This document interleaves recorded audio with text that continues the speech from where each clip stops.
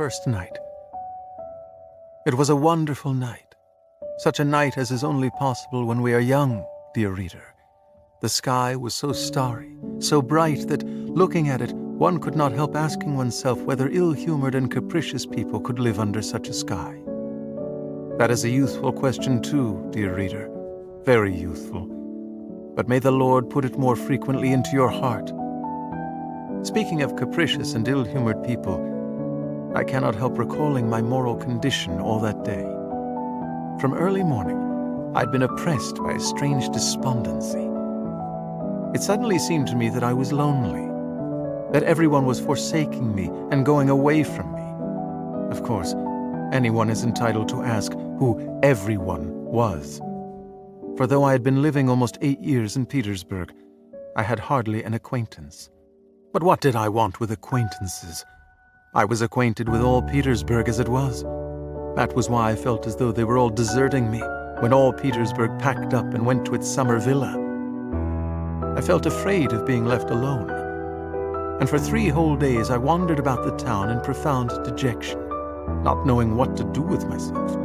Whether I walked in the Nevsky, went to the gardens, or sauntered on the embankment, there was not one face of those I'd been accustomed to meet at the same time and place all the year. They, of course, do not know me, but I know them. I know them intimately.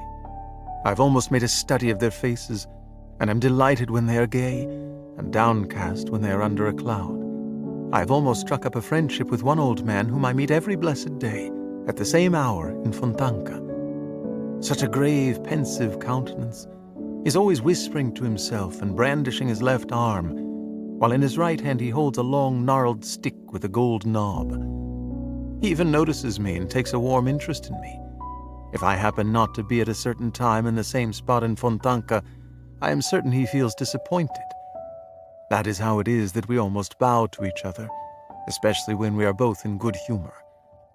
The other day, when we had not seen each other for 2 days and met on the 3rd, we were actually touching our hats, but realizing in time, dropped our hands and passed each other with a look of interest. I know the houses, too. As I walk along, they seem to run forward in the streets to look out at me from every window and almost to say, "Good morning, how do you do? I'm quite well, thank God, and I'm to have a new story in May." Or, "How are you? I'm being redecorated tomorrow." Or, "I was almost burnt down and had such a fright," and so on. I have my favorites among them. Some are dear friends. One of them intends to be treated by the architect this summer. I shall go every day on purpose to see that the operation is not a failure. God forbid. But I shall never forget an incident with a very pretty little house of a light pink color. It was such a charming little brick house. It looked so hospitably at me, and so proudly at its ungainly neighbors, that my heart rejoiced whenever I happened to pass it. Suddenly last week I walked along the street, and when I looked at my friend I heard a plaintive, "They are painting me yellow!" The villains, the barbarians. They had spared nothing, neither columns nor cornices, and my poor little friend was as yellow as a canary. It almost made me bilious. And to this day I have not had the courage to visit my poor disfigured friend, painted the color of the celestial empire. So now you understand, reader, in what sense I am acquainted with all Petersburg. I've mentioned already that I had felt worried for 3 whole days before I guessed the cause of my uneasiness. And I felt ill at ease in the street. This one had gone, and that one had gone, and what had become of the other? And at home I did not feel like myself either. For 2 evenings I was puzzling my brains to think what was amiss in my corner, why I felt so uncomfortable in it. And in perplexity I scanned my grimy green walls, my ceiling covered with a spider's web, the growth of which Matrona has so successfully encouraged. I looked over all my furniture, examined every chair, wondering whether the trouble lay there, for if one chair is not standing in the same position as it stood the day before, I am not myself. I looked at the window, but it was all in vain. I was not a bit the better for it. I even bethought me to send for Matrona, and was giving her some fatherly admonitions in regard to the spider's web and sluttishness in general. But she simply stared at me in amazement and went away without saying a word. so that the spider's web is comfortably hanging in its place to this day. I only at last this morning realized what was wrong. Why they are giving me the slip and making off to their summer villas. Forgive the triviality of the expression, but I am in no mood for fine language, for everything that had been in Petersburg had gone or was going away for the holidays. For every respectable gentleman of dignified appearance who took a cab was at once transformed in my eyes into a respectable head of a household who, after his daily duties were over, was making his way to the bosom of his family, to the summer villa. For all the passers-by had now quite a peculiar air which seemed to say to everyone they met, "We are only here for the moment, gentlemen, and in another 2 hours we shall be going off to the summer villa." If a window opened after delicate fingers, whited snow had tapped upon the pane, and the head of a pretty girl was thrust out, calling to the street seller with pots of flowers, at once on the spot I fancied that those flowers were being bought not simply in order to enjoy the flowers and the spring in stuffy town lodgings, but because they would all be very soon moving into the country and could take the flowers with them. What is more, I made such progress in my new peculiar sort of investigation that I could distinguish correctly from the mere air of each in what summer villa he was living. The inhabitants of Kameny and Aptekarsky Islands, or of the Peterhof Road, were marked by the studied elegance of their manner, their fashionable summer suits, and the fine carriages in which they drove to town. Visitors to Pargolovo and places further away impressed one at first sight by their reasonable and dignified air. The tripper to Krestovsky Island could be recognized by his look of irrepressible gaiety. If I chanced to meet a long procession of wagoners walking lazily with the reins in their hands, besides wagons loaded with regular mountains of furniture, tables, chairs, ottomans and sofas, and domestic utensils of all sorts, frequently with a decrepit cook sitting on the top of it all, guarding her master's property as though it were the apple of her eye. Or if I saw boats heavily loaded with household goods, crawling along the Neva or Fontanka to the Black River or the islands, the wagons and the boats were multiplied 10-fold, 100-fold in my eyes. I fancied that everything was astir and moving. Everything was going in regular caravans to the summer villas.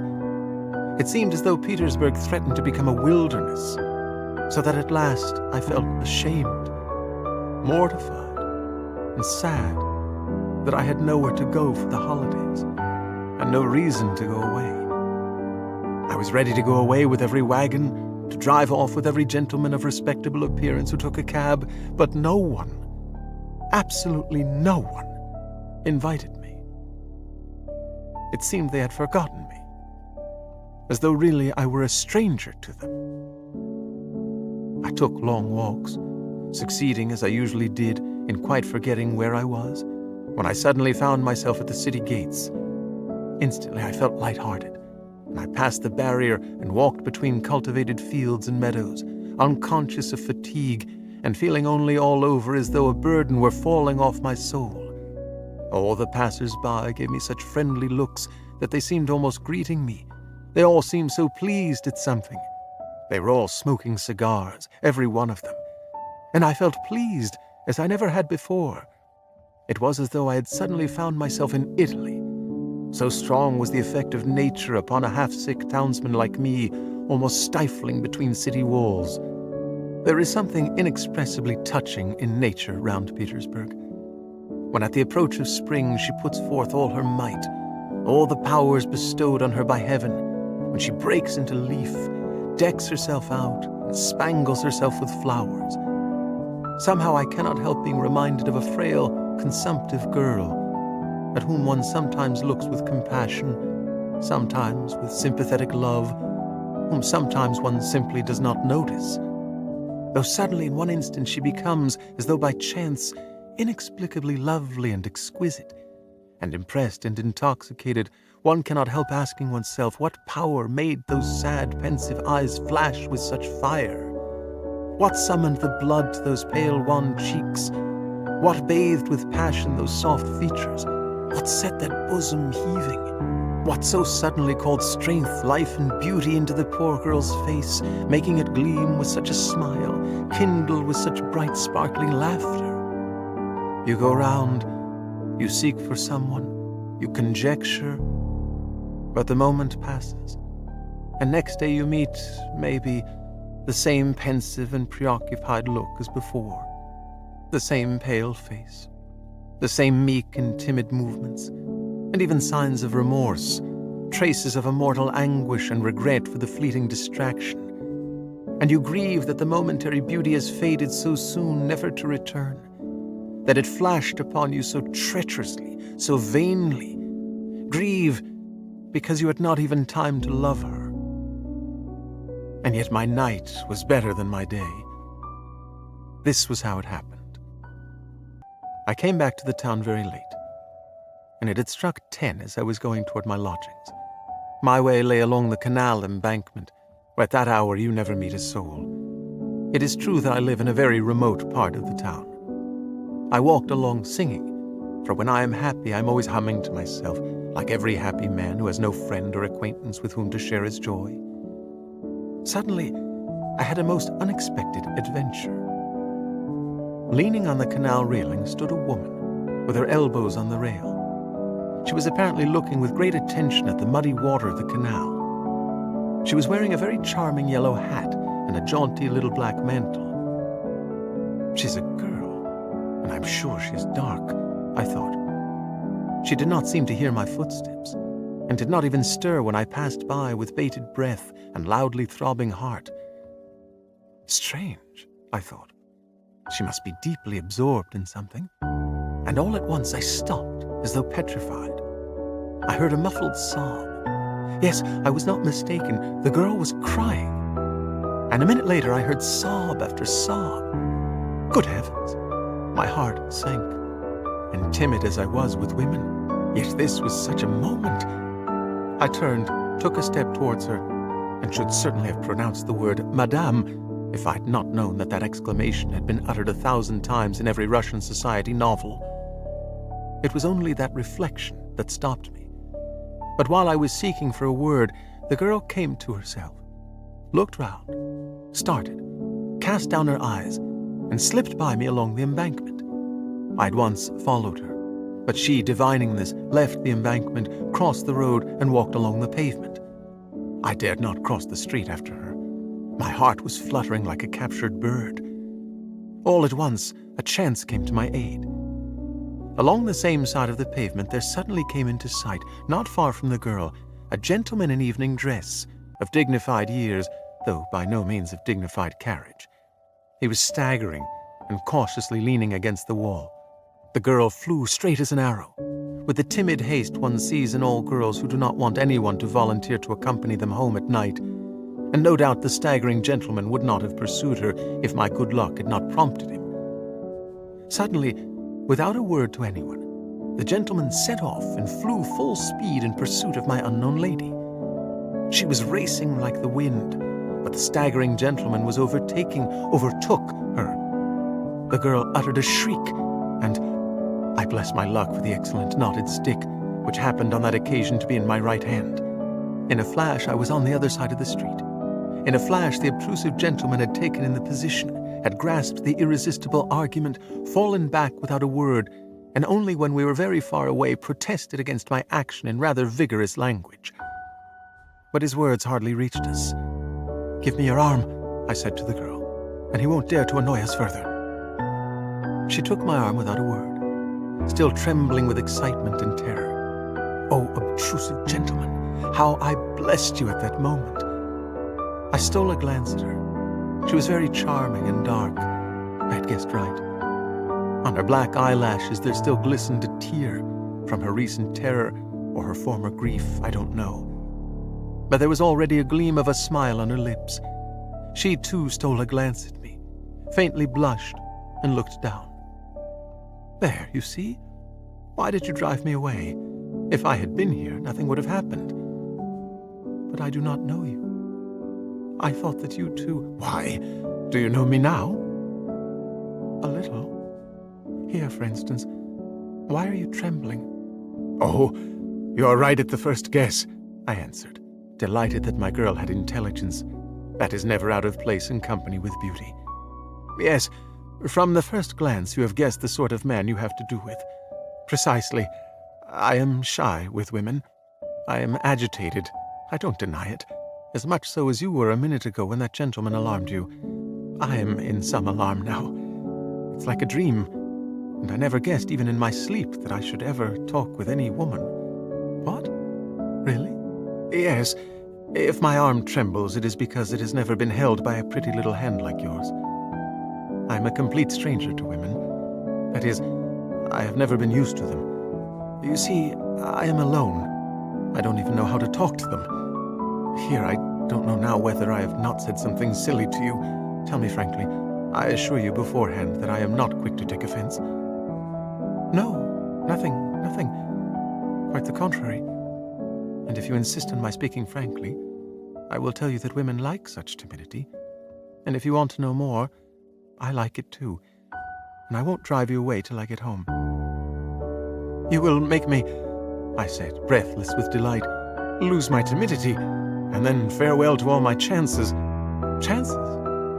What chances? Of what? That's not so nice. I beg your pardon.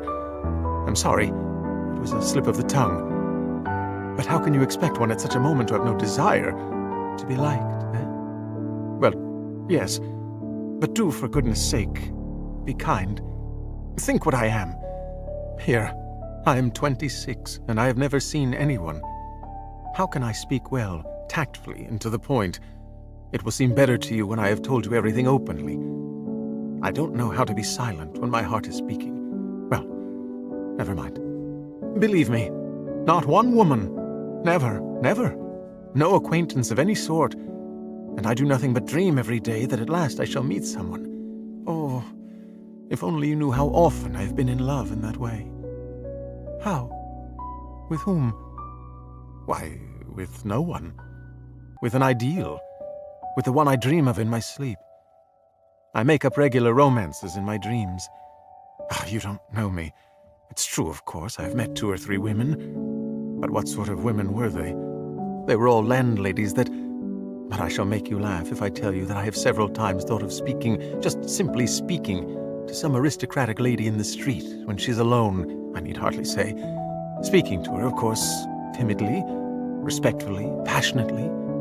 Telling her that I am perishing in solitude, begging her not to send me away, saying that I have no chance of making the acquaintance of any woman, impressing upon her that it is a positive duty for a woman not to repulse so timid a prayer from such a luckless man as me, that in fact, all I ask is that she should say 2 or 3 sisterly words with sympathy, should not repulse me at first sight, should take me on trust and listen to what I say, should laugh at me if she likes, encourage me, say 2 words to me, only 2 words, even though we never meet again afterwards.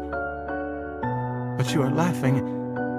However, that is why I am telling you, don't be vexed. I'm only laughing at your being your own enemy. And if you had tried, you would have succeeded, perhaps, even though it had been in the street. The simpler, the better.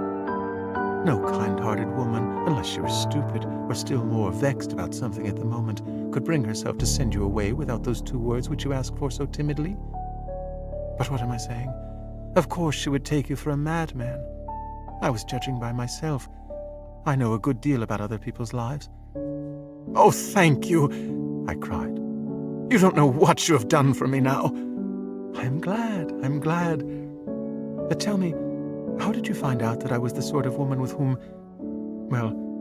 you think worthy of attention and friendship? In fact, not a landlady, as you say? What made you decide to come up to me?